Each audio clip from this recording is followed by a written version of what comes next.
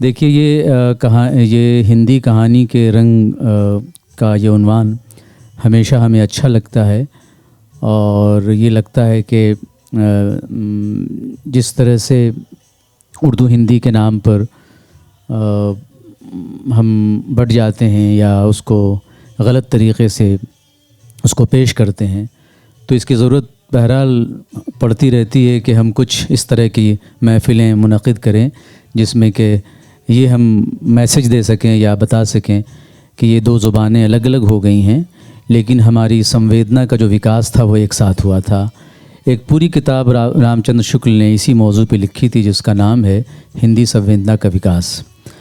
और उसको पढ़ते हुए मैंने कभी ये महसूस नहीं किया कि इसमें उर्दू संवेदना नहीं है, या ये कि इसके अलावा भी जिन लोगों ने उर्दू में लिखा है, हिंदी में लिखा है, ख़ास तौर पर जब से हमारा अदब शुरू हुआ जिसको हम हिंदी या हिंदवी कहने लगे, तो हमारी संवेदना जो है वो अलग अलग तो है नहीं। और ये दो ज़ुबानें जो हिंदुस्तान की हैं जितनी करीब हैं शायद उतनी कोई दूसरी ज़ुबान उर्दू हिंदी से करीब नहीं है। तो हिंदी उर्दू कहानी के रंग ज़ाहिर है कि इस वक्त जो दो अफ़साना निगार हमारे दरमियान हैं, खालिद जावेद साहब जो उर्दू अफ़साने के रंग की नुमाइंदगी कर रहे हैं, और दिनेश साहब हैं जो हिंदी कहानी के रंग की नुमाइंदगी कर रहे हैं। ज़ाहिर है कि ये दो रंग हैं, और कभी ऐसा होता है कि कोई एक शख्स किसी एक ज़ुबान के तमाम रंगों का नुमाइंदा बन जाता है, और कभी ऐसा होता है कि उसका एक रंग ही उस ज़ुबान को रिप्रेजेंट करता है।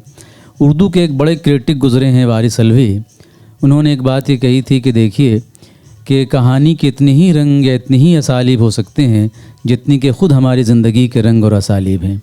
ये बात उन्होंने 1960 के बाद के अफ़सानों के ज़ैल में कही थी, जब हमारे यहाँ सिंबॉलिक अफ़साने ज़्यादा लिखे जा रहे थे और इंसान से कहीं ज़्यादा साया नज़र आता था।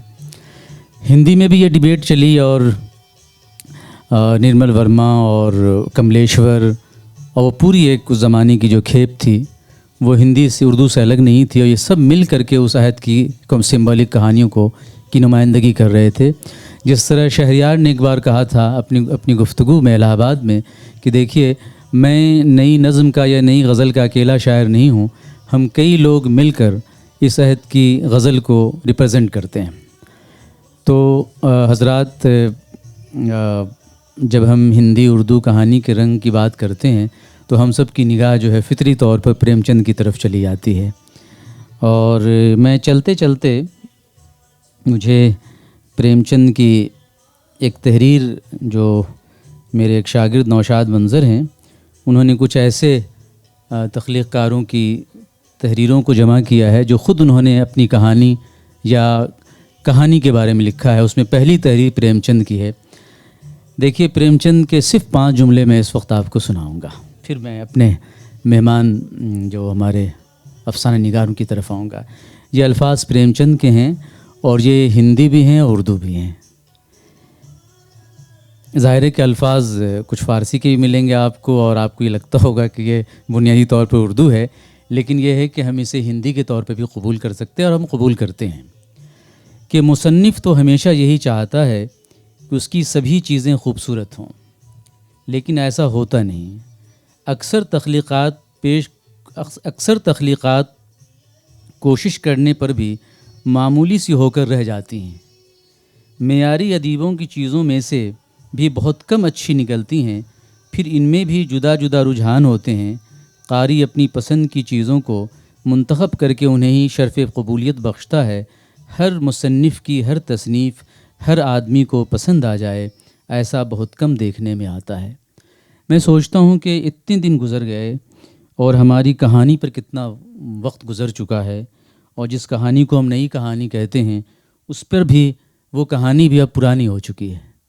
और हम प्रेमचंद के बारे में ये कहने लगे हैं कि प्रेमचंद अब मुझे पुराने लगते हैं, और हमारे ज़माने के जो मसाइल हैं उनसे उनका रिश्ता बहुत कम कायम हो पाता है।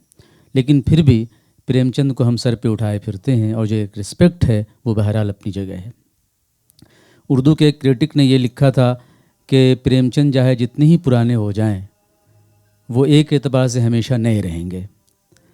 ज़िंदगी आगे बढ़ती रहती है और हम अपनी तरह से ज़िंदगी के साथ सोचते हैं, और ये ज़रूरी नहीं है कि प्रेमचंद की हर कहानी या उनका हर इक़्तिबास, हर जुमला हमारे लिए इतना ही अहम हो जितना उस ज़माने में था। लेकिन आप देखिए कि प्रेमचंद ने एक बात बहुत बड़ी कही थी और ये सबसे बड़ी बात यह है कि रीडर की रिस्पेक्ट थी कि एक शख्स अपने तौर पर कहानी पढ़ेगा, ज़रूरी नहीं कि मेरी हर कहानी उसे पसंद आ जाए। अदब में इतना डेमोक्रेटिक होना, मेरा ख़्याल ये है कि अगर कोई नहीं हो सकता है तो फिर वो अदब पढ़ नहीं सकता है या वो अदब लिख नहीं सकता है। फिर ये होगा कि हर आदमी लिखने वाला ये कहेगा कि मेरी ही कहानी मेरे अहद की आवाज़ है। प्रेमचंद के इन जुमलों को हम दोहराते नहीं हैं, इनको पढ़ते नहीं हैं। मैं समझता हूँ कि प्रेमचंद ने बहुत पहले 1932-33 की ये तहरीर है जिसमें ये उन्होंने लिख दिया था कि कोई ज़रूरी नहीं है कि किसी तख्लीक़कार की हर तख्लीक़ आपको पसंद आ जाए, और रीडर जो है वही दरअसल उसका जो रिसेप्शन है, जिसको रीडर रिसेप्शन कहते हैं, वही ये फ़ैसला करेगा कि कौन सी चीज़ उसे अच्छी लगती है और ख़राब लगती है। तो हम शाम हो चली है और कहानी का ज़िक्र कर रहे हैं, और अब मुश्किल ये है कि हम कहानियों का ज़िक्र दिन में करने लगे हैं और कहानी दिन के उजाले में पढ़ने लगे हैं। तो शमीम हनफी ने एक बहुत अच्छा एक मज़मून लिखा था कि कहानी दिन के उजाले में। तो आप देखिए कि जो संवेदना है कहानी के साथ हमारी, रात का तसव्वुर उभरता है, और रात तो एक ऐसा लफ्ज़ है कि चाहे तख्लीक जितनी ही ख़राब हो क्यों ना हो, रात उसे संभाल देती है। तो ये रात जो है, मैं समझता हूँ कि ये कोई 5:30 का अमल है और हम इसे शाम में शामिल कर सकते हैं। और ये दो तख्लीक़कार आपके सामने हैं, मैं दरमियान में हायल नहीं होऊंगा, जो कुछ मुझे शुरू में कहना है वो मैं कह देता हूँ। एक तो ये कि खालिद जावेद साहब उर्दू के इस वक्त सबसे अहम लिखने वाले हैं, 2 नावल भी लिख चुके हैं। एक का नाम है मौत की किताब, और दूसरी किताब का नाम है नेमत खाना। असल में मौत हमें इसलिए याद रहा कि फिर उसके आगे पीछे कोई लफ्ज़ जो है मुझे नहीं लगता है कि कोई उसकी अहमियत शायद बाकी रहती है। मौत एक ऐसी सच्चाई है कि फिर कुछ भी नहीं है उसके आगे, उसके पीछे एक सन्नाटा है और बस। और यही वो एक ऐसी हकीकत है जिस पर दुनिया के हर शख्स का इत्तेफाक है। बाकी चीज़ों में तो हम अलग अलग हो सकते हैं, लेकिन कहानियाँ जो खालिद जावेद साहब ने लिखी हैं, उनकी पहली कहानी का मजमुआ आया था बुरे मौसम में, फिर तफरीक एक दोपहर, और उसके बाद उन्होंने और भी कहानियाँ लिखी और पेंगुइन ने इसको छापा, और कोई ऐसा अंग्रेज़ी का, हिंदी का, उर्दू का पब्लिशर नहीं है, इदारा नहीं जिसने इनकी कहानियों को, उसके संग्रह को न छापा हो। तो इस वक्त खालिद जावेद साहब उस उर्दू कहानी के रिप्रेजेंट कर रहे हैं जो उर्दू में लिखी जाने वाली सबसे अच्छी कहानी है, और उसके जो मसाइल हैं वो मसाइल आप ये नहीं कह सकते बहुत ही समकालीन हैं या कंटेम्प्रेरी इशूज़ पर उन्होंने ज़्यादा लिखा है। उर्दू हिंदी के सिलसिले में एक मसला ये भी है कि हिंदी कहानियों को मुझे पढ़ते हुए कम से कम ये महसूस होता है कि हम अपने अहद से ज़्यादा करीब हैं, और जो हमारे आसपास के मसाइल हैं वो ज़्यादा उसका हिस्सा बने हैं। उर्दू में भी ये सूरत है, लेकिन उर्दू में हमेशा ये होता है कि जब कोई अपने असर की तरफ जाता है, ज़माने की तरफ, तो लोग कहते हैं कि ये रिपोर्टिंग हो गई है, और वो रिपोर्टिंग हो भी जाती है। हिंदी में एक अजीब बात है कि वो समकालीन भी कहानी होती है, वो कहानी भी बन जाती है।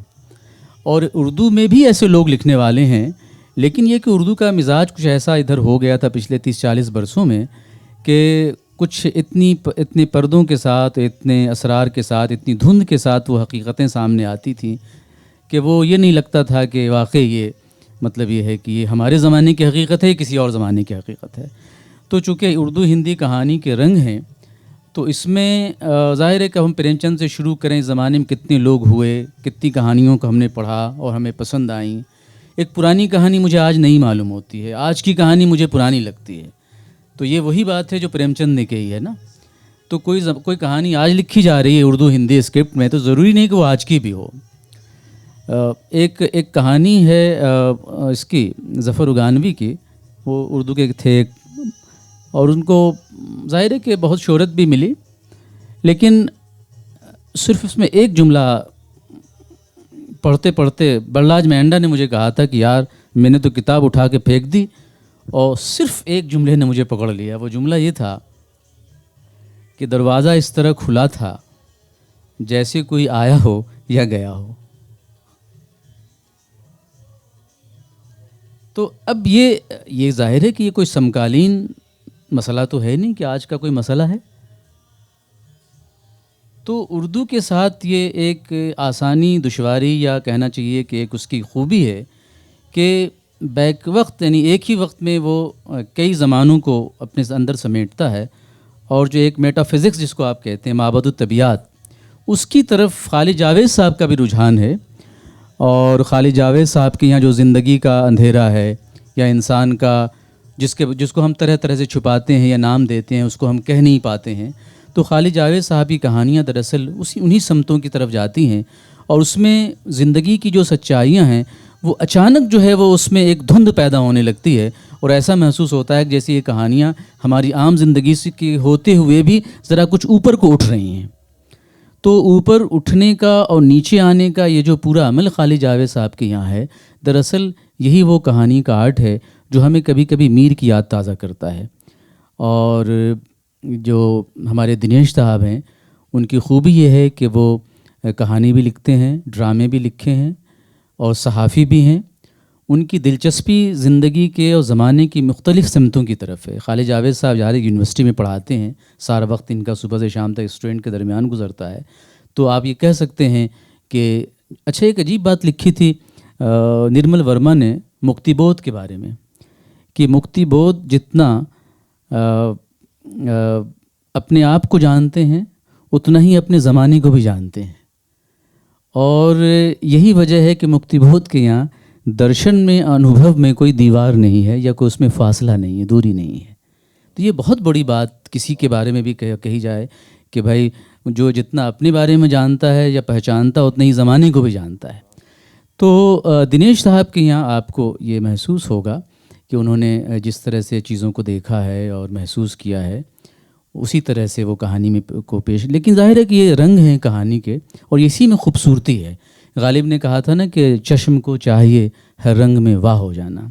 तो मैं समझता हूँ कि फ़िक्शन ही एक ऐसा उसलूब या शिल्प है, विधा है, जिसमें कि गालिब का ये मिसरा, ये लाइन पूरी तरह वो खुलता है कि चश्म को चाहिए हर रंग में वाह हो जाना, यानी खुल जाना।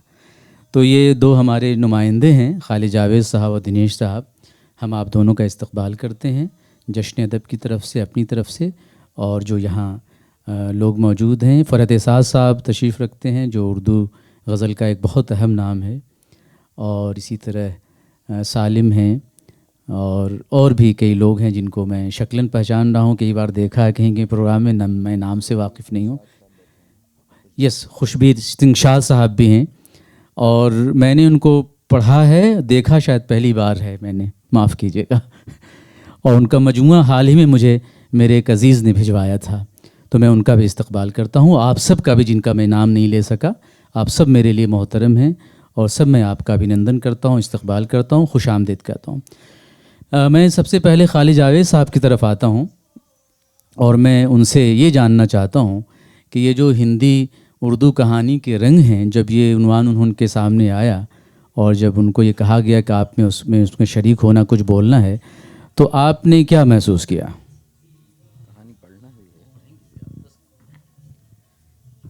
कहानी का पार्ट भी होगा, लेकिन उससे पहले ज़रा सा, चूँकि बहरहाल तख्लीक़कार हैं, तो मैं ये जानना चाहता हूँ कि कहानी के जो दो रंग हैं, इसके बारे में ख़ुद खालिद जावेद साहब क्या सोचते हैं?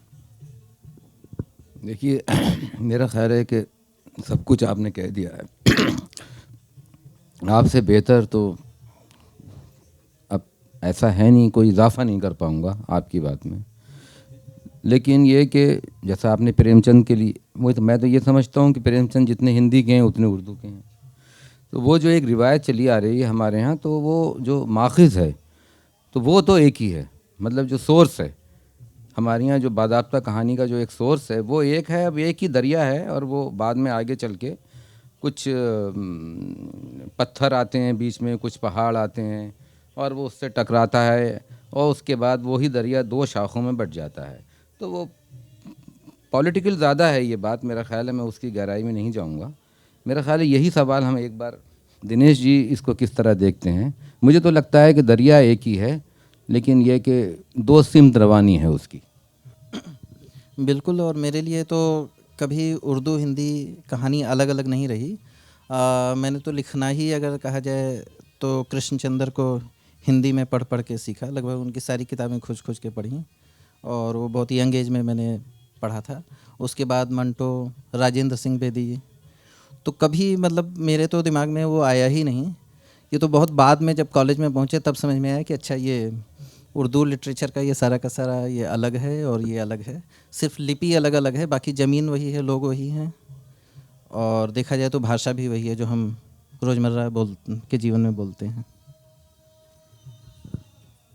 अब खालिद साहब से मैं चाहता हूँ कि कुछ कहानी का कोई हिस्सा या जैसा वो चाहें वो आप हजरात को सुनाएं। या ठीक है, पहले दिनेश साहब सुना दें। ठीक ठीक जी, दिनेश साहब कुछ आप सुनाएं।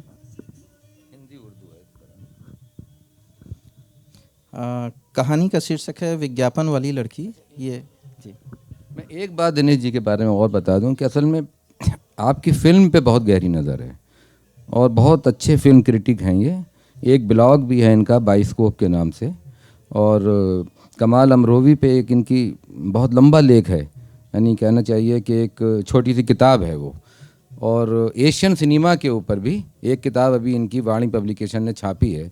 कहानी सुनाने से पहले मैंने ये बात इसलिए कही कि इनकी कहानी में मुझे लगता है कि जो विजुअल्स हैं वो बहुत स्ट्रांग होते हैं, और वो शायद इसलिए कि ये कहानी लिखने के साथ साथ शायद कहीं मंजर को देखते भी होते हैं उस वक्त।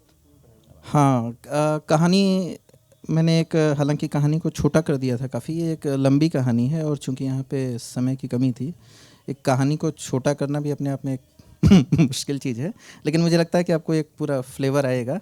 और बाकी ठीक है, जहाँ से हम इसको एक नैरेटिव ही देखना है और देखते हैं जैसा वक्त इजाज़त देगा उस हिसाब से इसको चलेंगे। मैं इसको शुरू से ही पढ़ता हूँ। कहानी का शीर्षक है विज्ञापन वाली लड़की। बीते एक हफ्ते से लगातार पानी बरस रहा था। आसमान में सुरमई बादल भाप की तरह उड़ते थे और आभासी उजाले में भागती गाड़ियों की हेडलाइट में आसमान से गिरती बूंदें चमकने लगती थीं। इस मौसम में उसे करीब 4 किलोमीटर पैदल चल के शाम को दफ्तर पहुंचना होता था। गोल घेरा बनाकर बैठे मजदूरों, चाय की प्याली से उठती भाप, टीन के ढाल पर बहते पानी के रेले और मंडी की कीच भरी गलियों को पार करता वो कुछ ही देर में हाईवे पर निकल जाता था। इस हाईवे पर आकर वो करीब 1 किलोमीटर की बचत कर लेता था। यहाँ आसपास एक नई ज़िंदगी बस रही थी। हजारों मजदूर ईंट ढोते और गारा तैयार करते नजर आते। शहर बदल रहा था। इस शहर की हलचल दरअसल उस विराट धक धक का हिस्सा थी जो वहाँ से सिर्फ 200 किलोमीटर पर हो रही थी। ये दुनिया के एक बहुत बड़े महानगर के सीमांत पर बसा कस्बे नुमा शहर था, जिसकी तलछटों में कालिख धुएं और शोर में डूबे इलाके थे।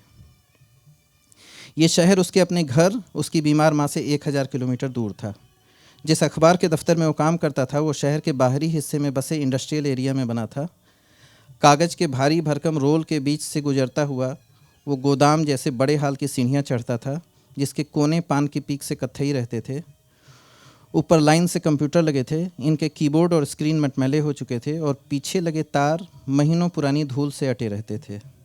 वो सीट पर जाते ही खाकी लिफाफों को फाड़ता, तह लगाए कागज़ों को स्टैंड पर लगाता और काली नीली रोशनाई पर आंखें टिका देता। ट्यूबलाइट की सफ़ेद रोशनी में दर्जन भर कीबोर्ड खड़खड़ाते रहते। आधी रात बीत जाने के बाद काम खत्म होता था। अक्सर पैदल ही दूसरे रास्ते की तरफ से वो घर चल देता था। एक शाम जब आसमान में बादल बहुत नीचाई पर धुएं की तरह तैर रहे थे और हवाओं का मिजाज तूफ़ानी था, उसने पेड़ के नीचे ठिठुरते हुए वो विशालकाय होर्डिंग देखा। वो अवाक रह गया। उधर से दौड़ती गाड़ियों की हेडलाइट होर्डिंग पर रोशनी के सैकड़ों प्रतिबिंब बना रही थी। वो एक मोबाइल कंपनी का बेहद लंबा होर्डिंग था। उसका अधिकांश हिस्सा खाली था। बाईं तरफ एक लड़की खास भंगिमा में मुस्कुराती हुई खड़ी थी। वो हैरान रह गया। वो दरअसल मुस्कुराती हुई उसी की तरफ देख रही थी। उस दिन उसे हल्का सा बुखार भी था। संदेह को झुठलाने के लिए उसने सावधानी से सड़क पार की। लड़की अभी भी अपलक देख रही थी। अब देखने में ज़्यादा बेबाकी थी। उसकी पूरी मौजूदगी में एक तपिश थी, एक मध्यम आँच जो उसकी आँखों के पीछे आहिस्ता आहिस्ता सुलग रही थी। बल खाए बालों के बीच गाल दहक रहे थे। मुस्कुराहट में भी एक ताप था। एक ऐसी सुंदरता थी जो आग में होती है, निषिद्ध, खतरनाक और गर्माहट से भरी सुंदरता, जंगल में जलने वाली आग की तरह रहस्यमय। तो क्या बचपन से वो जो ख्वाब देख रहा था वो सही साबित हुआ? आखिर इस तकलीफ से भरी ज़िंदगी के परे कोई तो दुनिया है जहाँ लोग सचमुच उसी तरह से खुश हैं जिस तरह उन्हें होना चाहिए। इन ख्वाहिशों ने लंबी तपती दोपहरियों में ऊँधते कस्बों के उन उकताहट से भरे दिनों में जन्म लिया था जब वो 13 साल का था। पिता को गुजरे भी 2 ही साल बीते थे। वे एक सरकारी महकमे में बाबू थे। माँ उसे लेकर सालों से बंद उस पुश्तैनी मकान में लौट आई जिसकी छत पर लकड़ी की दीमक खाई कड़ियाँ लगी थीं। वहाँ नक्काशीदार पल्लों वाली एक अलमारी पुरानी पत्रिकाओं से भरी थी। सन 1958 से लेकर 1974 तक की पत्रिकाएं जिनके कागज़ पीले पड़ चुके थे और हर पत्रिका में कागज़ से एक अलग किस्म की खुशबू उठती थी। ये पिता से उम्र में बहुत बड़े उसके ताऊ जी का संग्रह था। वो अक्सर उन पत्रिकाओं की धूल झाड़ता और उन्हें लेकर बैठ जाता। उसे विज्ञापन सबसे ज़्यादा दिलचस्प लगते थे, जिसमें मुस्कुराते हुए स्वस्थ नन्हे बच्चे थे। थोड़े बड़े बच्चों में हमेशा एक भाई और एक बहन दिखाई देते। बहन फूलों की छाप वाला फ़्राक पहने रहती और उसकी हमेशा 2 चुटियाँ बनती थी। इन बच्चों के साथ हमेशा उनके माता पिता होते थे। बुजुर्ग दादा या नाना हमेशा कुर्सी पर अखबार पढ़ते दिखते और खुश मिजाज बूढ़ी औरतें सिलाई करती या स्वेटर बुनती नजर आती थीं। इन पुरानी पत्रिकाओं में भी फिल्मी अभिनेत्रियां एक खास साब उनको अपनी सुंदरता का राज बताती थीं। उनकी ब्लैक एंड वाइट तस्वीर छपी होती थी। सन 62 के बाद की बच्चों की पत्रिकाओं में चीन को ललकारने वाली बाल कविताओं के अलावा अक्सर टॉफ़ियों के विज्ञापन होते थे। टॉफ़ियों के चौकोर और गोल टीन के डब्बों पर ब्रिटिश स्टाइल के हेयर कट और फ्रॉक वाली युवतियाँ होती थीं। वो पूरा पूरा दिन इन विज्ञापनों में डूबा रहता था। बचपन से ही उसे अक्सर बुखार आता था। बुखार के समय वे तस्वीरें रात को सोते वक्त उसके हवास में छाई रहती थीं। वो खुद को बड़ा होने पर अक्सर प्रिंटेड शर्ट और बेल बॉटम पहने मोटरसाइकिल पर चलाते एक युवक के रूप में देखता था, जिसे उसने शूटिंग शर्टिंग के एक विज्ञापन में देखा था। वो माँ को हमेशा घर में बने मंदिर के पास आरती की थाल लिए देखता था। वो मुस्कुराते हुए उसे आशीर्वाद देती थी। वह शायद घी के किसी विज्ञापन से निकली थी। पड़ोस से मांगी कुछ नई ताज़ी पत्रिकाओं में कभी कभार चिकने रंगीन पन्नों पर तौलिए लपेटे वो युवती दिख जाती थी जिसकी जांघों का बड़ा हिस्सा खुला होता था, या फिर गीजर के विज्ञापन में दरवाजे से के पीछे से झांकती मॉडल जिसके कंधों से लेकर कमर तक का आधा हिस्सा बिल्कुल खुला दिखाई देता। इन तस्वीरों को देर तक देखता था, एक अव्यक्त सी सनसनी के साथ। बदलते विज्ञापनों के साथ उसके सपने भी बदलते गए। अब इन विज्ञापनों में हीरो साइकिल पर सवार उमंगों से भरे युवक युवतियों के बीच प्रेम की तितलियां नहीं फड़फड़ाती थीं। उनकी जगह कसरती शरीर वाले जीन्स पहने उन नौजवानों ने ले ली थी जो रोमांचकारी यात्राओं के शौकीन थे। उनके पास बाइक और स्पोर्ट्स शू थे। उनके कमरे में गिटार लटकता था और टेबल पर बाइनाकुलर, कंपास और रोड मैप फैला दिखाई देता था। विज्ञापन में युवतियाँ अब शालीन स्वभाव और करीने से पहने कपड़ों को पसंद करने की बजाय गठीले बदन और मर्दाने अंदाज पर फिदा होती थीं। उम्र बढ़ने के साथ साथ उसकी काठी, चेहरा मोहरा और समूची शख्सियत विज्ञापनों के संसार से निराशाजनक हद तक भिन्न हो रही थी। लंबी बेरोजगारी, ट्राइका की गोलियों और माँ की उदासी के बाद नौकरी करने वो अपने घर को छोड़कर यहाँ चला आया। ये नौकरी उसके मामा ने लगवाई थी। दूधिया रोशनी में नहाए विशाल होर्डिंग तेज़ी से उस शहर में फैल रहे थे। टेलीविज़न पे कोल्ड ड्रिंक पीते बिंदास नौजवान हों या घड़ी के विज्ञापन में टेनिस खेलते, टाई की गांठ बांधते हाथ, या फिर साबुन, खुशबूदार मसाले या कंडोम के बहाने चुहल करते नवदंपति, वो सभी को पूरी दिलचस्पी के साथ देखता था। उसे उसी दूसरी दुनिया की तलाश थी। उस संसार में एक अनुशासन था, कोई बुरा नहीं था, सभी एक दूसरे की इज्जत करते थे, सभी खुश थे, सभी वर्तमान में जीते थे। उस रात 1:30 बजे ग्रिड फेल हो गई थी। वो पूरा शहर अंधकार में डूब गया। आसमान में बिजली लगातार कपकपा रही थी मगर कोई गर्जना नहीं थी। हवा बिल्कुल चुप थी। वो गलियों से होता हाईवे की तरफ निकल आया। आज होर्डिंग अंधेरे में डूबा हुआ था। करीब 1.5 मिनट पैदल चलने के बाद अचानक आधा आसमान भग से सफ़ेद हो उठा। बिजली की इस कौंध में उसने जो देखा तो उसे खुद पर यकीन नहीं हुआ। विज्ञापन वाली लड़की होर्डिंग में नहीं थी। वो कहाँ चली गई? वो बिस्तर पर लेटे लेटे सोचता रहा। नहीं, तस्वीरें बेजान नहीं होती हैं। वो लड़की भी आज़ाद हो गई है। वो तीर की तरह उस अंधेरी रात में निकल पड़ा। गलियों में भौंकते आवारा कुत्तों और डीजल सने कीचड़ में धंसे ट्रकों के बीच मंडराते हिजड़ों से बचता वो मंडी की तरफ भागा जा रहा था। वो पूरे जीवन जो सोचता रहा वो गलत नहीं था। उस दूसरी दुनिया का अस्तित्व है। वो लड़की सचमुच में है। बूंदें बेआवाज़ उस अंधेरे में डूबे शहर पर गिरने लगीं। एक गली से दूसरी गली छानते हुए वो आखिर मिल गई, बारिश में तरबतर। दुकानों के शटर के बीच खाली हिस्से में दुबकी हुई। बारिश में भीगकर उसका ताप खत्म हो चुका था। वो रात के अंधेरे में राख की तरह उदास और सुरमई लग रही थी। अब वो तौलिए से अपने बाल सुखा रही थी। 1.25 महीने से होर्डिंग में अटकी लड़की आज उसके घर में थी। उसने लड़की को गर्म चाय पिलाई और नारियल वाले बिस्कुट खाने को दिए, जिसे उसने चुपचाप बच्चों की तरह खा लिया। सुबह होने वाली थी। वो सूखे कपड़ों और चादर की गर्माई में दुबक के सो गई। सुबह 10-11 बजे आँख खुली तो देखा कि विज्ञापन वाली लड़की ने भी किसी आम हिंदुस्तानी स्त्री की तरह उसके कमरे में बिखरे सामान को काफ़ी करीने से लगा दिया था। वो चुपचाप कोने में बैठी अपने नाखूनों को कुरेद रही थी। वो उस लड़की से बात नहीं करना चाहता था।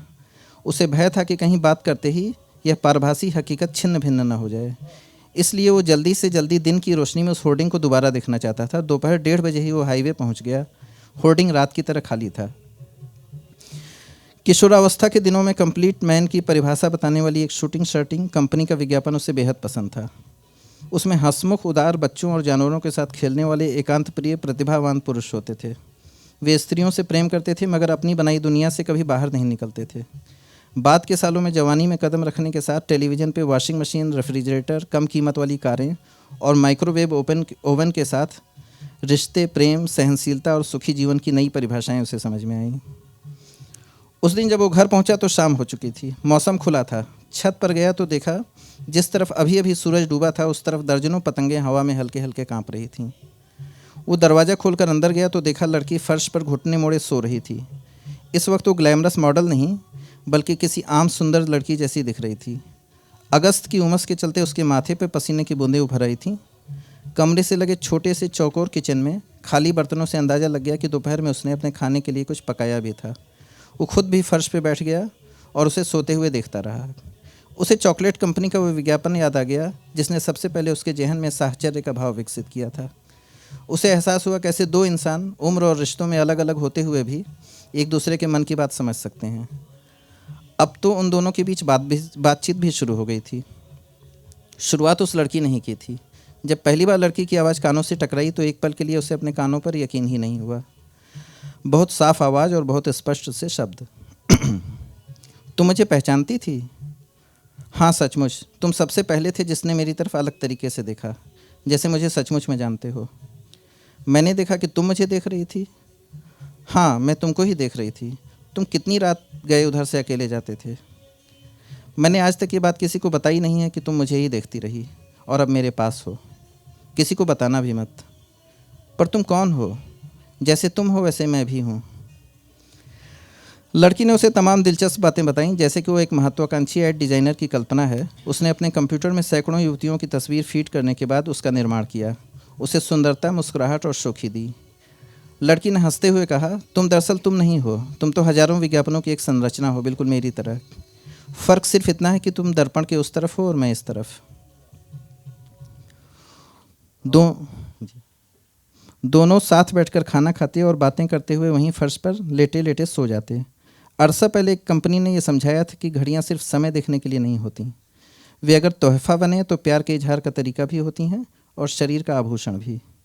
उस विज्ञापन ने समझाया कि समय सिर्फ वह नहीं है जो घड़ी में नजर आता है, समय वह है जो जीवन में घटित होता है। घड़ी तो उसका महज गवाह होती है। 2 पेज और है तो कंप्लीट कर लें। बिल्कुल बिल्कुल। वे बातों बातों में एक दूसरे के करीब आ रहे थे, इतना कि लड़की के शरीर से उठती खुशबू उसके नथनों से टकराने लगती। वो लेटे लेटे सोई हुई लड़की की सांसों के साथ उठते गिरते सीने को देखता रहता। उस शाम लड़की का टॉप पेट से बित्ते भर ऊपर खिसका हुआ था और जीन्स के बटन से थोड़ा ऊपर उसकी नाभि दिखाई दे रही थी। उसकी त्वचा की रंगत में एक किस्म की गहराई थी, जैसे बहुत दूध डाल के बनाई गई चाय की रंगत।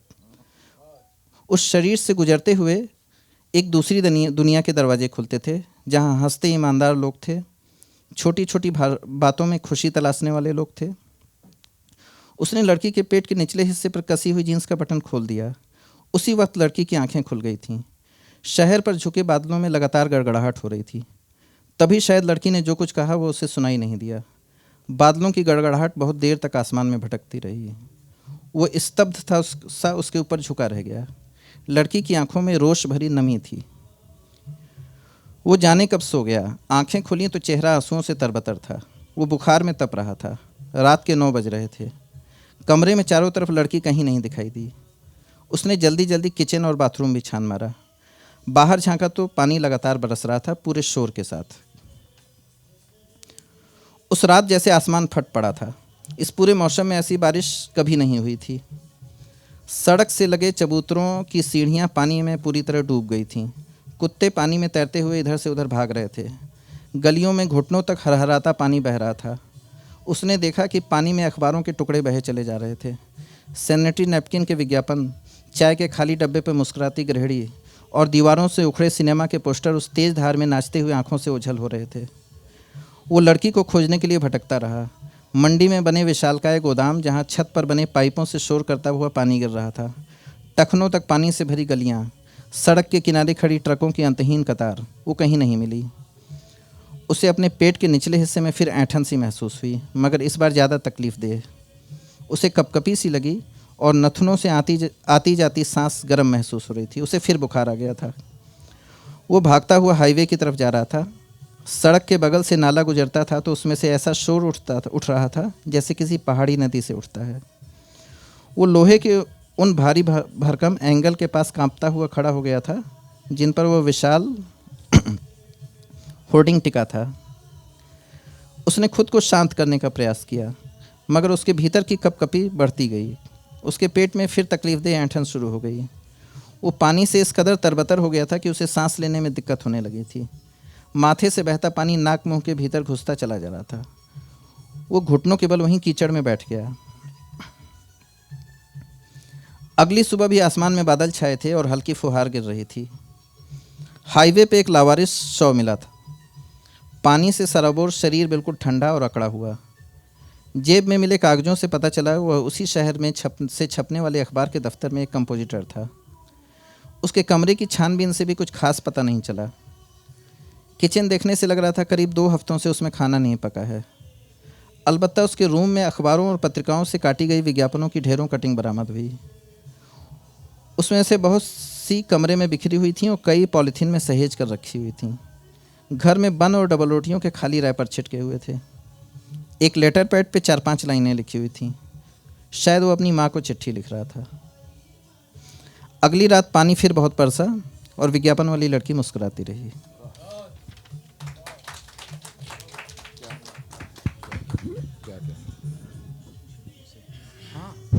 देखिए, कहानी सुनने के बाद उसका विश्लेषण ज़रूरी नहीं होता है, और कुछ हिस्से कुछ जुमले आपको अच्छे लगे होंगे और कहानी जहाँ पहुँच के ख़त्म हुई है। तो अब उसके बाद मैं कुछ बात, आप हजरात कुछ अगर कहना चाहें, बात करना चाहें।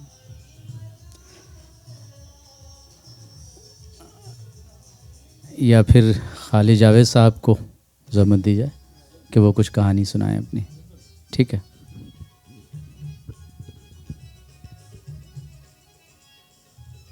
खूबसूरत कहानी के बाद बड़ा मुश्किल है मेरे लिए। ये कहानी है, मैंने इसको काफ़ी छोटा किया है बीच बीच में, और अगर कहीं यानी बीच में अटपटा लगे तो उसके लिए माफ़ी। और उन्वान है इसका जिंदों के लिए एक ताज़ियतनामा। हाँ, जिंदों के लिए एक शोक संदेश। एक कोटेशन है पहले में जो मैंने डाला है, बहुत जर्मन एक मुसव्विर है बहुत मशहूर, किलेशमे का, कि हम एक सांप बनाना चाहते थे, या वो एक नुक्ता था जो सांप बन जाना चाहता था, मगर रास्ते में उसने अपना इरादा बदल दिया और अपनी समत बदल दी। कुछ और हो गया है, अपने अधूरेपन में मुअल्लक हवा में इधर उधर डोलता हुआ। पेट में किसी तूफ़ान की तरह लगातार बढ़ते हुए तेज़ दर्द से हवात बाख्ता होते हुए उसने पहले तो सड़क के एक तरफ दौड़ लगाई, फिर ख़तरनाक ट्रैफिक की कोई परवाह किए बगैर सड़क के उस पार, दूसरी तरफ, इस पार भी बहुत दूर तक दौड़ा। यहाँ भी वही जगमगाता हुआ बाज़ार, साफ़ सुथरी दुकानें और ख़ूबसूरत चमचमाते हुए घर, बाकायदा शहरी मंसूबा बंदी के तहत बनवाए गए तकरीबन एक जैसे घर, जैसे एक ही डिज़ाइन की कब्रें, हर कब्र एक दूसरे की नकल या हर मौत एक दूसरे का चरबा। वो मायूसी से एक बिजली के खंभे से टिककर खड़ा हो गया और हाँफने लगा। उसने सोचा, शाहराह से उतरकर उन गलियों में निकल जाना चाहिए जो एक दूसरे को 90 डिग्री के ज़ाविये से काट रही हैं, शायद इधर मिल जाए। वो शाहराह से हटकर जल्दी जल्दी एक गली में घुसता चला गया। सामने बड़ा सा पार्क था। ये गलियां भी अंदर से शाहराह की तरह ही जगमगा रही थीं। हर तरफ बिजली के कुमकुमे रोशन थे। किसी भी कोने में कहीं भी कोई भी तारीकी नज़र नहीं आई। वो तारीकी के लिए तड़प रहा था। काश कोई खाली दीवार ही होती या किसी मकान की कोई अंधेरी पुश्त ही होती। वो चोरों की तरह मकानों के आगे पीछे चक्कर लगाने लगा, मगर किसी मकान की कोई पीठ ना थी। मकानों के जिस्म पर सिर्फ उनके चेहरे ही चेहरे थे। हर तरफ बहुत ही भयानक किस्म की सफाई थी। सारा शहर साफ, रोशन, चमकता हुआ, जैसे अभी अभी लॉन्ड्री से लाया गया एक सफ़ेद का लफ लगा कुर्ता पजामा हो। उसने सूंघा, चारों तरफ से कपड़े धोने वाले खुशबूदार साबन की तेज़ महक आ रही थी। काश कहीं से कोई बदबू का झोंका भी आ जाता, उसने सोचा। मगर ठीक उसी वक्त पार्क में लगे हुए फूलों के पौधे हवा में लहराने लगे। साबन में फूलों की खुशबू भी मिल गई। अब वो और ज़्यादा घबरा गया। सामने वाली गली में चलना चाहिए, उसने सोचा, और एक मज़ाक़खेज़ उजलत के साथ किसी परेशान हाल मेंढक की तरह उछलता कूदता वो सामने वाली गली में आ गया। मगर यहाँ भी बिल्कुल उसी तरह का पार्क, वैसी ही खुशबू, पार्क में बैठे हुए उसी किस्म के हंसते बोलते लोग। नाली कहाँ है? उसने किसी नाली की तलाश में अपनी निगाहें दौड़ाईं, मगर तमाम नालियाँ शायद पाताल में बह रही थीं। जानवर कहाँ हैं? तमाम जानवर गंदगी के नाम के ऊपर मारे जा चुके थे। सूअर ही नहीं, कुत्ते और बिल्ली भी नहीं। अफसोस कि अभी तक उसने किसी कुत्ते को यहाँ नहीं देखा और ना ही कहीं से उसके भौंकने की आवाज़ आई। मायूस होकर वह धम से ज़मीन पर बैठ गया। उसके मुंह में दिसंबर का कोहरा भर गया। उसकी नाक से पानी बहने लगा। उसे पैर दर पे कई छींकें आईं और वो तकलीफ़ से बिलबिला उठा। उसे महसूस हुआ जैसे इन झटकों में एक सफ़ाक चाकू उसके पेड़ों के अंदर चुभ गया हो। सारा जिस्म हिल रहा था। कहीं कोई गड्ढा, कोई तालाब, कोई पोखर, कहीं कोई नाली, कोई गटर, मगर नहीं, अब दुनिया में ऐसी चीज़ें कहाँ? कहीं कोई कूड़ा घर नहीं। सारे कूड़े के ढेर फूलों के बागात के अंदर बदल चुके थे। उसकी नज़र सामने लगे चमकते हुए साइन बोर्ड के ऊपर पड़ी, जहां सुर्ख रंग का फांसी का फंदा बना हुआ था और लिखा हुआ था कि सड़क पर सिगरेट पीने वाले का जुर्माना मौत है और फिज़ा को किसी भी तरह गंदा करने वाले को शार-ए-आम पर फांसी दे दी जाएगी। रात ज़्यादा हो गई थी। शुक्रिया। रात ज़्यादा हो गई थी। बाज़ार बंद होने लगा। सड़कों पर चहल पहल कम होने लगी, मगर पुलिस बढ़ने लगी। सफाई की हिफाजत करने के लिए चप्पे चप्पे पर सफ़ेद वर्दियां पहने हुए ये लोग मौजूद थे। पुलिस वालों की वर्दियां साबन और फूलों की खुशबू से महक रही थीं और इतनी ज़्यादा सफ़ेद थीं कि कोलतार की काली सड़क उनके चमकते हुए अक्स से नाकाबिल यकीन हद तक बिल्कुल सफ़ेद नज़र आती थी। वो सड़क पर बीड़ी सिगरेट पीने वालों को या फ़िज़ा में गंदगी फैलाने वालों को यहीं शार-ए-आम पर फांसी देने की तैयारी करके निकले थे। उनके हाथों में सफ़ेद चिकनी रस्सियों के फंदे थे। वो अपने आप में खुद मख्तूफ़ी जल्लाद भी थे। उसी लम्हे उसे महसूस हुआ जैसे उसका पेट फट जाएगा। वो पागलों की तरह दाईं तरफ भागा जैसे मलकुल मौत उसके ताक़ुब में हो। सामने उसे एक घर नज़र आया जिसकी खिड़कियों से रोशनी बाहर आ रही थी। रोशनी में उसने अपनी बेहंगम और डोलती हुई परछाई को गौर से देखा और फिर जल्दी जल्दी कुछ ना सोचते हुए उस घर के दरवाजे पर ज़ोर ज़ोर से दस्तक देने लगा। दरवाज़ा अभी अंदर से बंद ना था, वो उसके हाथों के ज़ोर से खुल गया। उस कमरे में 2 मर्द और 2 औरतें खाने की मेज़ पर बैठे थे। उसने उनके सामने हाथ जोड़ दिए, बस पेशाब करने के लिए। यकीन करें कि बस पेशाब करने के लिए। वो घिघिया रहा था। मैं आपके घर में आ गया हूँ। मगर कोई मेज़ से उठा तक नहीं। दोनों मर्द जुड़वा थे और दोनों औरतें भी जुड़वा थीं। इन दोनों की उम्रों में भी कोई फ़र्क ना था। एक मनहूस और ना समझ में आने वाली यकसानियत खाने की मेज़ पर तारी थी। वो अपना अपना शोरबा पीने के अंदर मगन थे। मैं पेशाब करने के लिए आपके घर चला आया हूँ। मुझे एहसास है कि ये एक नाशाइस्ता और गलत बात है। आपका घर जनाब कोई अवामी पेशाब घर तो नहीं जहाँ कोई भी ऐरा गैरा मुंह उठाए आ जाए, मगर आप मुझे एक बिन बुलाया गरीब आदमी समझकर माफ़ कर दें। मुझे बहुत तकलीफ़ है। मेरा मसाना फटा जा रहा है। मेरे गुर्दे में पथरी है। बराए करम मुझे बाथरूम का रास्ता दिखा दें। मैं ज़िंदगी भर आप सबका एहसान मानूंगा। मुझे अभी ख़त्म करना है। मर्द ने अपने हमशक्ल औरत की तरफ और औरत ने अपनी हमशक्ल की तरफ देखा। फिर वो चारों सफ़ेद छत की तरफ देखने लगे। मैं मजबूर हूँ, बेहद मजबूर, शदीद बीमार, मुझ पर रहम कीजिए। हम तुम्हें पुलिस के हवाले करने जा रहे हैं, बताओ तुम कहाँ से आए हो। उन चारों ने एक साथ कहा। मर्दाना और जनाना आवाज़ों ने मिलकर इस जुमले को एक शोर के अंदर बदल दिया, एक भूताना शोर के अंदर बदल दिया। मेरा यकीन कीजिए कि मैं चोर नहीं हूँ, मैं एक शरीफ आदमी हूँ। शायद इसी दुनिया में मैं भी कहीं रहता ही होऊंगा, मगर आज मैं कहीं भटक गया हूँ, अपने घर जाने का रास्ता भूल गया हूँ। ये शहर मुझे अजनबी लग रहा है। शायद मैं बहुत दिनों तक सोता रहा या फिर बेहोश रहा, या फिर मुमकिन है कि मेरी अक्ल और याददाश्त दोनों ही ख़राब हो गए हों। मगर मैं इतना यकीन के साथ कह सकता हूँ कि आप यकीन करें कि आपके घर में तो मैं सिर्फ पेशाब करने के लिए ही आया हूँ। बाहर सड़कों पर, चौराहों पर, गलियों में मुझे कहीं भी अवामी पेशाब घर नज़र नहीं आए। मैंने उन्हें बहुत ढूंढा। शाम से इधर उधर ठोकरें खाता फिर रहा हूँ, गलियों गलियों भटक रहा हूँ, मगर सड़क पर पेशाब करने की सज़ा फांसी है। वो सब फांसी का सफ़ेद फंदा लिए हुए शिकारी कुत्तों की तरह मेरी तलाश में हैं। एक मर्द ने खाने वाली सफ़ेद चमकती हुई छुरी उठाई और कुर्सी से उठकर उसके पास आ गया। जलील चोर, क्या तुझे मालूम नहीं कि घरों में टॉयलेट नहीं होते? वो गुर्राया। क्या मतलब? इस बार दर्द से नहीं, हैरत से उसकी आंखें फट कर रह गईं। चलो पुलिस को फ़ोन करो, मर्द ने दूसरे मर्द से कहा। दूसरे मर्द ने पहली औरत से कहा, चलो पुलिस को फ़ोन करो। पहली औरत ने दूसरी औरत से कहा, चलो पुलिस को फ़ोन करो।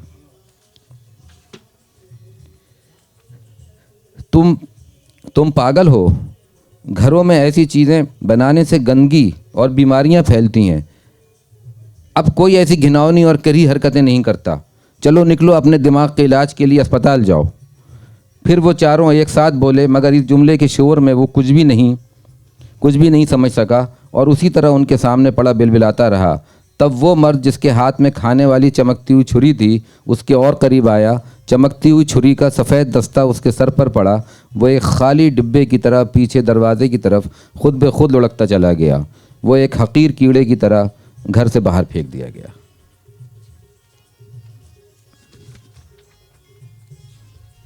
अब मैं इसके बाद, चूँकि ये कहानी लंबी है, वो जगह जगह भटकता है।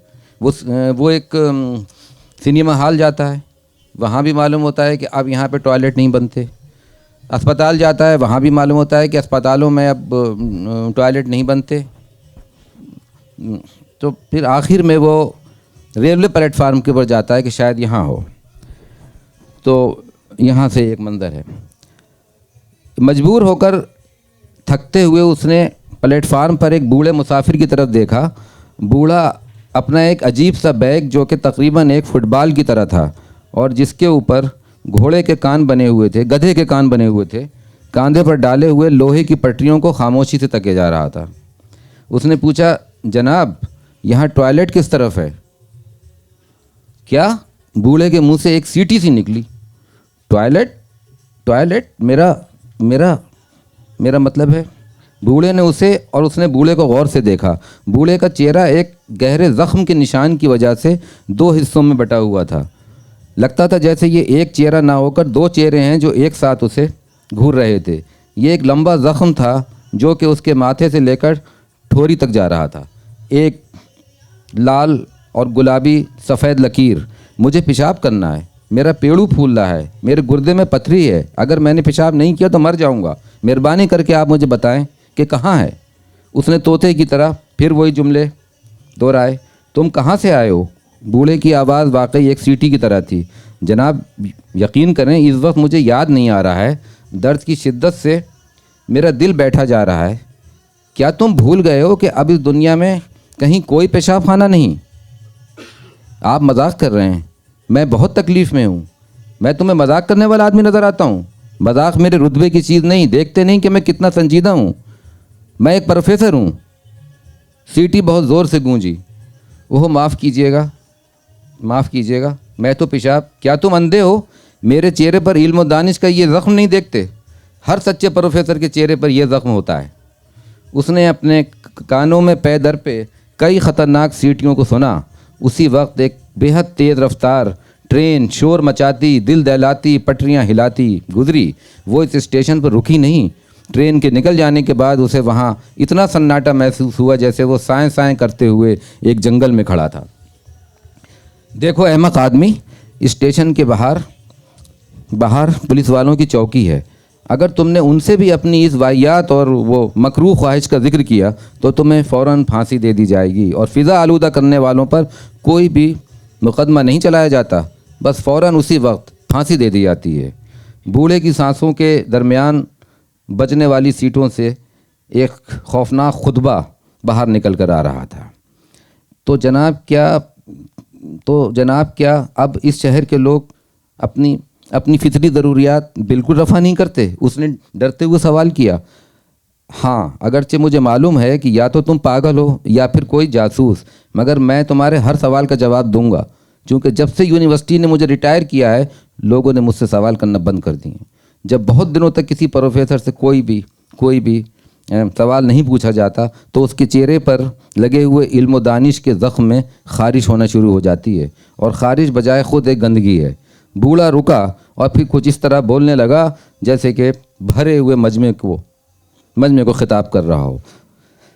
ज़माना हो गया, ज़माना जब इंसान गंदगियों की पोटली अपने साथ साथ लिए फिरते थे। इंसान के पास जिस्म का होना ही सबसे बड़ा पाप था। जिस्म के संस्कार और कर्म ही रूह को बंधन में डालते थे। सारी मुसीबतों की जड़ आदमी का जिस्म ही था। ध्यान से सुनो, पेट को क्यों बार बार पकड़ रहे हो? वो तो कुछ भी नहीं है, एक धोखा, एक फरेब, एक माया, एक शराब। इंसान के साथ जिस्म की ये इल्लत इब्तिदाए आफरीनिश से ही चली आ रही थी, और इसीलिए वो जन्नत से नीचे फेंका गया और रूह की निजात मुश्किल से मुश्किल होती चली गई। इंसान का जिस्म गंदगी की पोट है और गंदी ख्वाहिशात का ज़ख़ीरा है। इश्क़ और मोहब्बत के नाम पर जिस्म अपनी गलीज़ ज़रूरतों पर हमेशा ही पर्दा डालता आया, क्योंकि मादे से छुटकारा पाना फ़िलहाल मुमकिन नहीं है। इसलिए शहरी मंसूबाबंदी वालों ने साइंस, मज़हब और फ़लसफ़े के बाहमी इश्तराक के ज़रिए सबसे पहले मोहब्बत के कूड़े को झाड़ू लगाकर इस शहर से बाहर कर दिया, और इसी तरह और इस किस्म की दूसरी कोशिशों से बलाखिर जिस्म को उसकी आलाइशों से यकसर पाक कर दिया गया। सारे जानवर पाताल में डाल दिए गए। ये जदीद समाज मुकम्मल तौर पे वेजिटेरियन है। गोश्त के माने नई नस्ल बहुत ही पुरानी फरसूदा डिक्शनरियों में ढूंढती फिरती है। आप मेहरबानी करके मुझे किसी अस्पताल का रास्ता ही दिखा दें कि मैं बीमार हूँ, कि मैं अपने पेट में भरे हुए इस मनहूस पेशाब से कैसे छुटकारा पाऊँ। तुम बीमार नहीं हो, तुम्हारी रूह बीमार है। अब दरमियान में बोले तो फिर तुम्हारा अंजाम बहुत ही बुरा होगा। सुनो, अब ये पाक व साफ़ शहर एक अजीम अबदियत के साए में है। जैसे ही जिस्मानी मजबूरियों और उसकी मकरूहात और आलाइशों के ऊपर पा लिया गया काबू, वैसे ही मौत दुम दबा कर भाग गई। तो जनाब क्या बच्चे नहीं पैदा होते? क्यों नहीं पैदा होते? मगर अब वो मरेंगे नहीं, उनकी उम्र बढ़ती जाएगी, वो पुराने होते जाएंगे, सिर्फ पुराने, मगर मौत उनको कभी नहीं आएगी, जैसे कि मैं हमेशा ज़िंदा रहूँगा। तो बग़ैर इसके बच्चे कैसे? बच्चे अब माँओं के पेट में नहीं बल्कि साफ़ सुथरे फूलों के बाग में पैदा होते हैं। उनके लिए औरत के गंदे जिस्म की अब कोई ज़रूरत नहीं, बस अपने जहन और रूह में बच्चा पैदा करने की जो भी ख्वाहिश है उसको ही रखना ज़रूरी है। नई दुनिया मुकम्मल तौर पर मर्दों की दुनिया है। हमने औरतों की अंदाम नहानियों को मुर्दा करके महज परछाइयों में बदल दिया है। वो अब गंदे खून में लुथड़े हुए महीनों के कपड़ों से मुक्ति पा चुकी है। औरत ही तो गुनाह का मुहरिक थी, मगर अब कोई शरीफ और नेक औरत मोहब्बत तो गुनाह नहीं कर सकती। सब कुछ पाक साफ हो गया।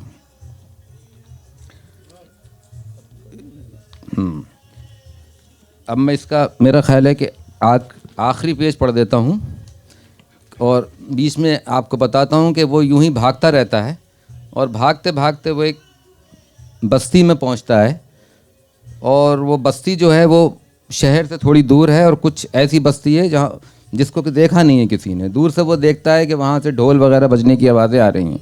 जब पहुँचता है तो वो रंडी का कोठा है, और वहाँ पर वो एक लड़की उसे मिलती है, और वो उस लड़की के आगे भी उसी तरीके से बात करता है कि मैं यहाँ पर साहब मरने के लिए आया हूँ, और मैं इसी रंडी के कोठे के ऊपर जो पेशाब खाना बना हुआ है इसमें जान देने के लिए अपने आया हूँ। लड़की उससे कहती है कि मैं तो ना जाने कब से तुम्हारा ही इंतज़ार कर रही थी। लड़की उसको लिपटाती है और वो जो आखिरी पेज है उसका, मेरा से थामिएगा, वो मैं आखिरी पेज पढ़ रहा हूँ इसका। हो गया। लड़की ने कसकर अपने जिस्म से उसका जिस्म मिला दिया जैसे दो चट्टानें आपस में मिलती हैं। लड़की के हाथ पैर उसे मिट्टी के बने हुए महसूस हुए। मोमबत्ती बुझ गई। लड़की के मिट्टी जैसे हाथ पाँवों ने उसके जिस्म को चारों ही तरफ से जकड़ लिया। शायद वो बुखार में जल रही थी। आसमान पर एक सफ़ेद लकीर नमूदार हुई। उससे महसूस हुआ जैसे कि वो पेशाब कर रहा हो। उसका दर्द कम होने लगा। उसके सूजे हुए गुर्दे और पेड़ू अपनी जगह पर आते जा रहे हैं। पेट का तनाव ख़त्म हो रहा है। वो हल्का होता जा रहा है। इस मुआजिज़े पर उसका दिल भर आया। उसे नींद आने लगी। लड़की के जिस्म के उससे नमक से उसकी पिंडलियों में चुमटी हुई जोंकें बेजान होकर फर्श पर गिरने लगीं। मुझे नींद आ रही है, उसने लड़की के कान में कहा। सो जाओ, कितना थक गए हो। लड़की ने मोहब्बत और खुलूस के साथ कहा। उसने अपनी आंखें बंद कर लीं। वो जो अपनी आंखें बंद करता है वही अंधेपन को महसूस कर सकता है। मुझे न जाने कब से रातों में नींद नहीं आई। तुम मेरे ख्वाबों में आकर जागते थे। लड़की के मुंह से एक गहरी सांस बाहर आई जैसे उसने एक सूखी मिट्टी बाहर उगली। जानती हो, उन्होंने मुझे पेशाब नहीं करने दिया। मुझे मालूम है, सब कुछ मालूम है। उसी लम्हे लड़की उसके जिस्म पर से अचानक ढीली होकर नीचे गिर पड़ी। क्या हुआ? कुछ नहीं। लड़की उसके जिस्म पर से इस तरह फिसल गई जैसे पानी किसी चिकनी चट्टान से फिसल जाता है। ये क्या हुआ? तुम्हें क्या होगा? कुछ भी नहीं, मैं तो बस मर रही हूँ। उसने गौर से देखा। लड़की का आधा खूबसूरत चेहरा बिल्कुल पीला पड़ चुका है और दूसरा हिस्सा बिल्कुल नज़र नहीं आ रहा है। उसके पेट का निचला हिस्सा एक गुब्बारे की तरह फूल रहा है, जैसे उसके अंदर लगातार हवा भरती जा रही है। मगर तुम क्यों मर रही हो? रो मत। तुम्हारे गुर्दों का जितना पेशाब था वो अब सब मेरे अंदर है। वो उस सच्ची खुशी के साथ बोली जो कि किसी को सिर्फ मौत के वक्त ही महसूस हो सकती है। ये कैसे मुमकिन है? इसलिए कि मुझे तुमसे मोहब्बत थी। उसके आधे होंठ पर उजली मुस्कुराहट फैल गई। उसकी एक कत्थई आँख ने खुद पर झुके हुए इस चेहरे को हमेशा के लिए अपने अंदर डुबो दिया। जो मोहब्बत करते हैं उन्हें मरना पड़ता है। लड़की ने अपने नन्हे से जर्द कान के अंदर बहुत बहुत अंदर तक सुना। उसका जिस्म अकड़ता जा रहा था, यहाँ तक कि वो पहाड़ की सुरंग के पत्थरों जैसा हो गया। वो लड़की की लाश के पास उकड़ू बैठ गया है और सुबह के उजाले की चमक बढ़ गई है। वो मोहब्बत को पहली बार देख रहा है। उसकी आंखों के अंदर से दो नई आंखें निकल रही हैं जो कि उसकी पुरानी आंखों को आराम से खा रही हैं। उसे मालूम है कि वो यहाँ आएंगे। उनके हाथों में उसकी गर्दन की नाप का सफ़ेद फंदा होगा, मगर वो यहीं बैठा रहेगा। उनकी तरफ से पीठ किए यहीं बैठा रहेगा, इसी लाश के पास, मोहब्बत के इसी कूड़े के पास। और तवाइफ की ये कोठरी जो कि इस शहर का इकलौता कूड़ा घर होगा, जो इस शहर या दुनिया की इस जालिमाना बेहिस गैर इंसानी इस सफाई के मुंह पर थूकेगा। वो यहीं बैठा रहेगा। अभी वो नहीं मरेगा। अभी उसे बिल्कुल मोहब्बत करना नहीं आई। जिस दिन वो मोहब्बत करना सीख जाएगा वो भी मर जाएगा। इसी खूबसूरत कूड़ा घर में वो भी दफन हो जाएगा। अबदियत ना तो मोहब्बत को पसंद है और ना ही मौत को। उसे अबदियत के इस सियाह खंजर से अपनी पीठ को अभी बचाए रखना है।